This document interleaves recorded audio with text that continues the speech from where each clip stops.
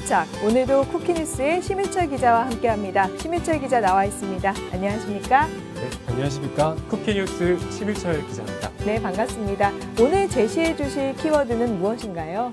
네, 오늘 제가 제시할 키워드는 청소 노동자 고용 불안입니다. 내용 먼저 영상으로 만나보시죠.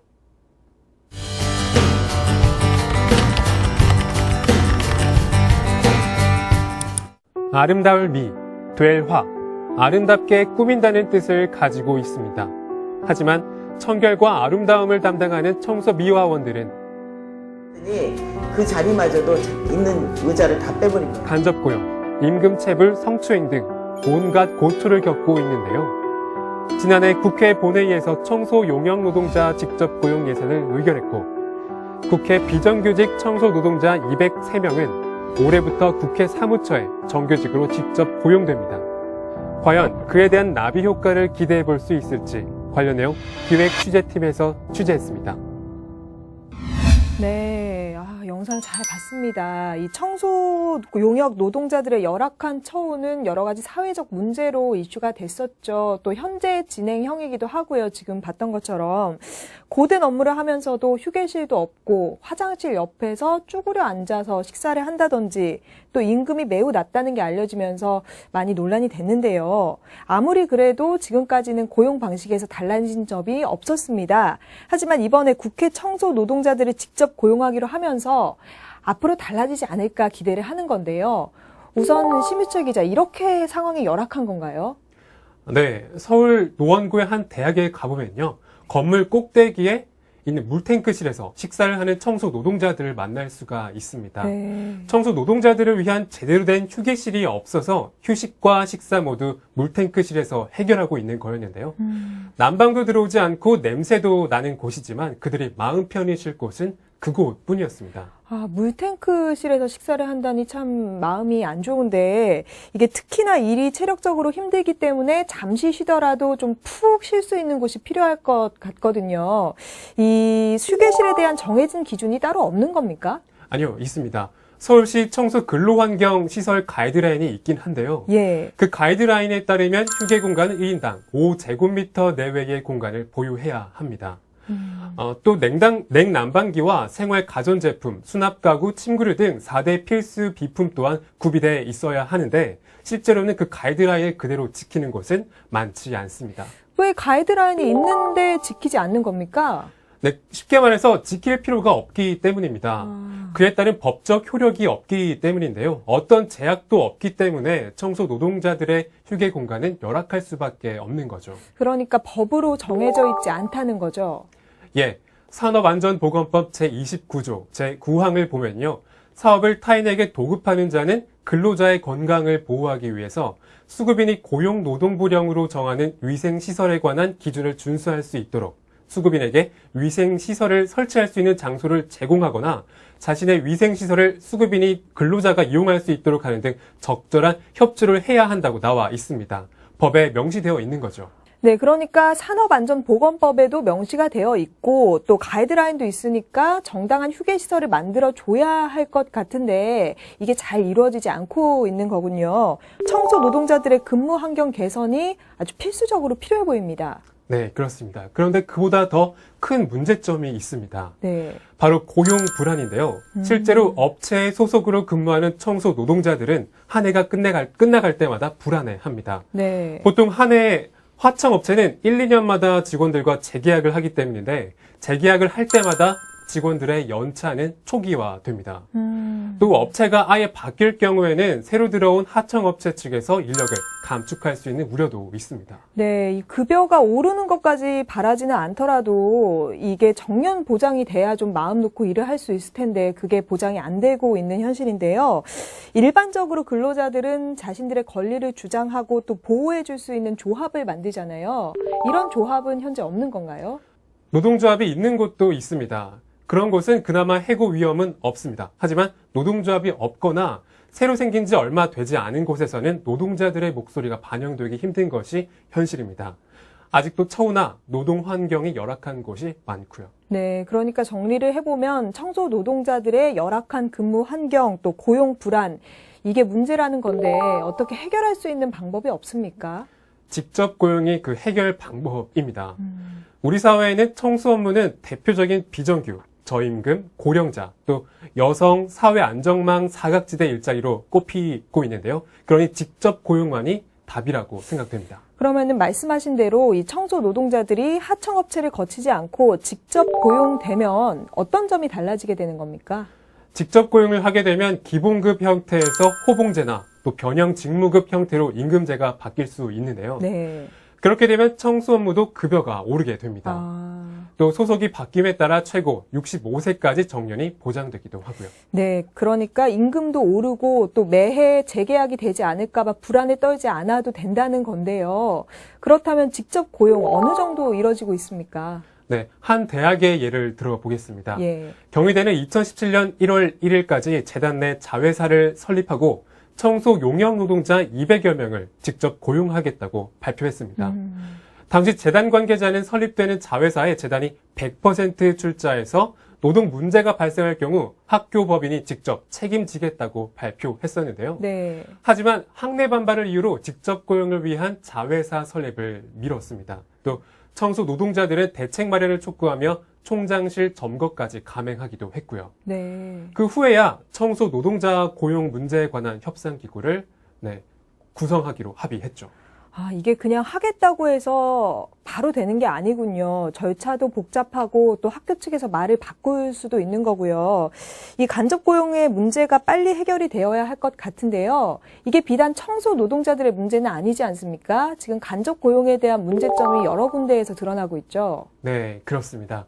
지하철 1호선 구의역에서 발생한 스크린도어 사망사고 다들 기억하실 텐데요. 네. 사고로 사망한 직원이 간접 고용 상태여서 더 논란이 일었었습니다. 지하철 1호선에서 4호선을 운영하는 서울 메트로의 간접 고용 규모는 1,155명에 달하는 것으로 나타났습니다. 네. 인건비 절감을 위한 위험의 외주화가 이번 사고의 주요 원인인 만큼 최근 용역, 도급 형태로 번지고 있는 간접 고용 관행을 바로 잡아야 한다는 목소리가 높아지고 있습니다. 예, 궁금한 게 이 간접 고용 또 직접 고용 형태에 따라서 사고 위험도도 달라지나요? 어떤가요?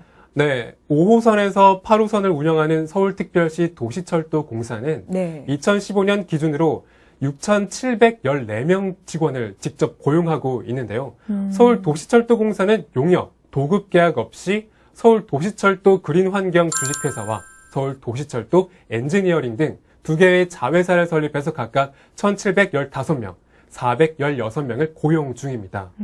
그런데 공교롭게도 안전문 사고가 발생했던 성수역, 강남역, 구의역은 모두 서울 메트로가 운영 관리하는 2호선이었습니다. 피해자 또한 협력업체 소속 간접 고용 노동자였고요. 반면에 5호선에서 8호선에서는 2012년 이후 작업 중 안전사고는 한 차례도 발생하지 않았습니다. 네, 글쎄요. 이거를 단순 우연이라고 보기는 어려워 보입니다. 이 직접 고용이 사고를 막는다 이렇게 보기는 어렵지만 아무래도 고용 불안이 사고를 부추긴다는 지적이 나올 상황인 것 같습니다. 심 기자, 그런데 왜 업체 측에서는 직접 고용을 하지 않는 겁니까? 네, 일반적인 용역 도급 계약은 비용 절감 및 경영, 인사관리 편의를 목적으로 이루어집니다. 네. 협력 하도급 업체의 고용을 떠넘김으로써 원청업체는 직간접 노무비와 사회보험료, 인건비를 절약할 수 있고요. 또 근로기준법상 고용의무 및 산업안전보건법상 안전, 보건조치 의무에서 자유로워질 수가 있습니다. 특히 협력 하도급 업체에서 사고가 일어나도 산재보상 보험료율 인상 등 추가적인 비용 부담이 발생하지 않게 됩니다. 그러니 당연히 계속 간접 고용을 외치게 되는 거죠. 네, 그러니까 나가는 돈도 줄이고 사고가 났을 때 책임도 회피하고 또 모르쇠로 일관하겠다 이런 심보로 보이는데요. 그렇다면은 간접 고용을 하는 것이 직접 고용을 하는 것보다 정말로 예산 절감에 많은 효과가 있습니까? 아니요, 딱히 그렇지도 않습니다. 네. 국회의 경우를 보면 알 수 있는데요. 더불어민주당의 민생실천위원회는 국회 청소 노동자를 직접 고용할 경우 네. 4억 원에 가까운 예산 절감 효과를 낸다고 밝혔습니다. 그 절감된 예산을 인건비로 사용할 경우 20만 원, 약 17%의 임금 인상 효과가 있다고 밝혔습니다. 네, 결국 직접 고용이 답인 것 같은데요. 그 대표적인 사례가 바로 국회죠. 네, 얼마 전 국회는 최초로 400조 원이 넘는 국가 예산을 확정했는데요. 물론 예산안에 담긴 수천 개의 사업 예산 중 어떤 사업도 무시할 수 있는 것은 없습니다. 네. 하지만 그중에서 가장 희망적인 예산이 바로 국회 청소노동자 직접 고용 예산입니다.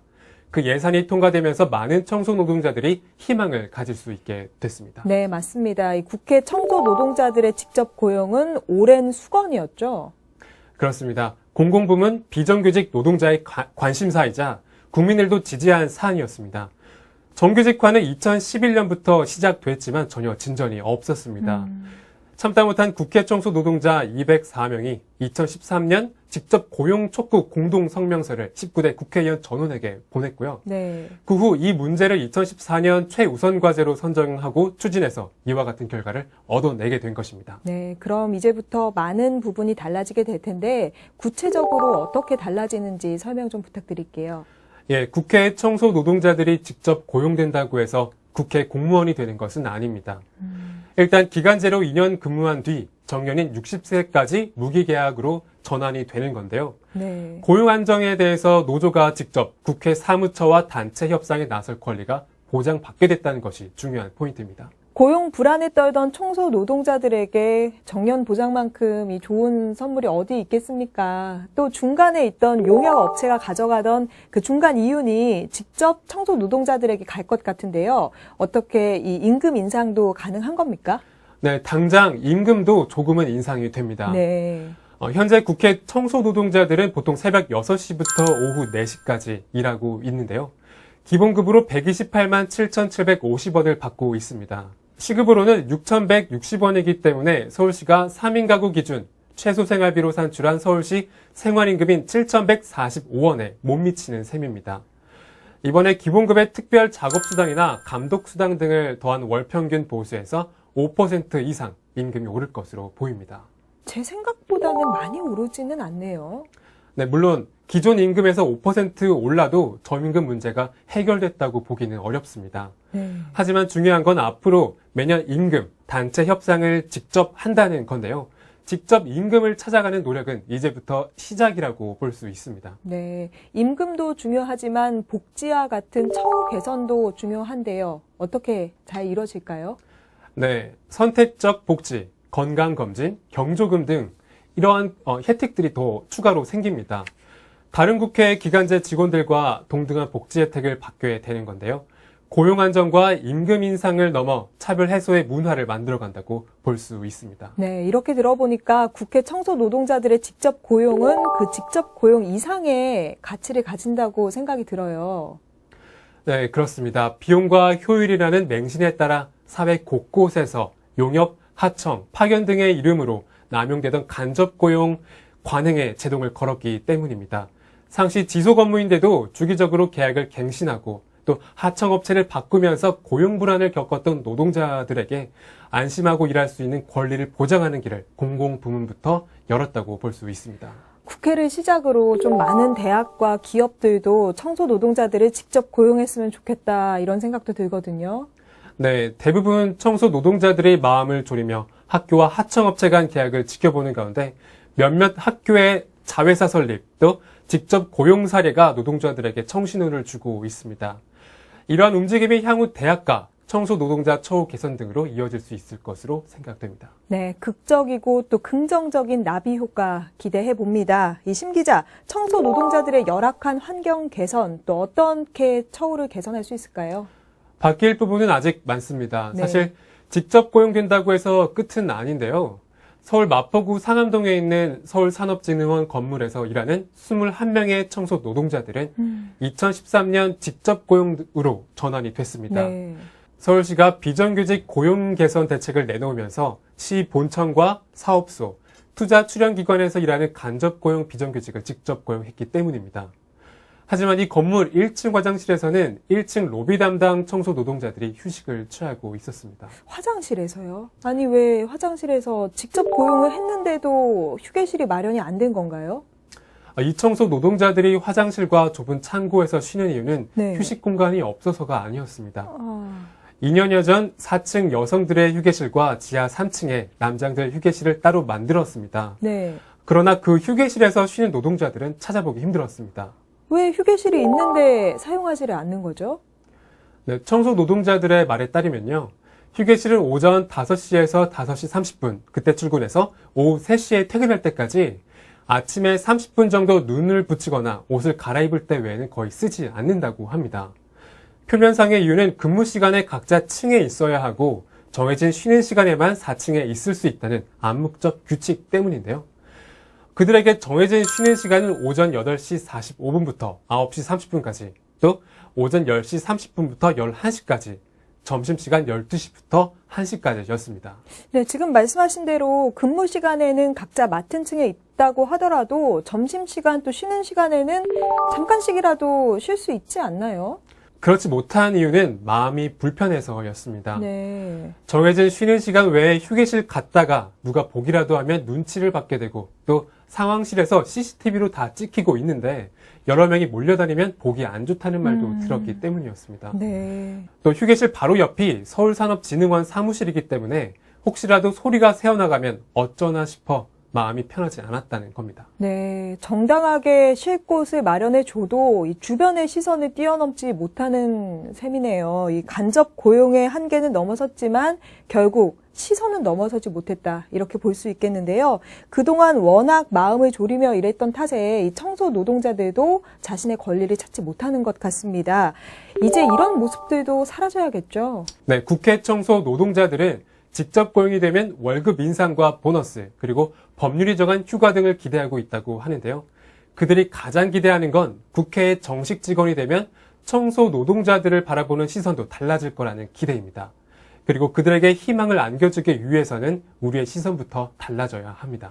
네, 우리 사회에서는 어떤 일을 하느냐에 따라서 받는 임금도 다르고 또 거기에 대해서 보는 시선도 다릅니다. 현실적으로 이런 시선을 하루아침에 바꾸기가 쉽지는 않겠죠. 하지만 검증도 안 된 잣대를 들이대면서 이 청소 노동자들을 평가하는 일은 절대로 있어서는 안 되겠습니다. 이 청소 노동자들의 열악한 근무 환경에 대해서 심유철 기자와 이야기 나눠봤습니다. 심 기자 고생하셨습니다. 감사합니다.